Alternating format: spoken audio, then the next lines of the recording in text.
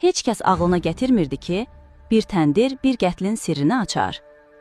Zəmistan 1400-də Marand yaxınlığındakı Qızılqaya kəndində uşaqlar bir köhnə təndirin yanında qar oynayırdılar ki, itlər torpağı qazmağa başladılar. Və tapılan şey hamını şok elədi. Bir qızın sümüyü. Güllü çadırlığa bükülmüş halda hələ də çürüməmişdi. Yalnız bir nəfər var idi ki, illərlə itmişdi. Fəribə, 16 yaşında. Atası demişdi ki, onu Tehrana, xalasının yanına göndərmişik. Amma indi aydın oldu ki, heç vaxt Tehrana getməyib. Tibb ekspertizası dedi.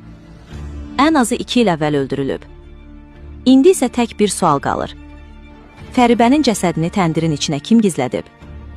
Əgər sən də Azərbaycanın həqiqi sirlərini bilmək istəyirsənsə, bu səhifəni qaçırma.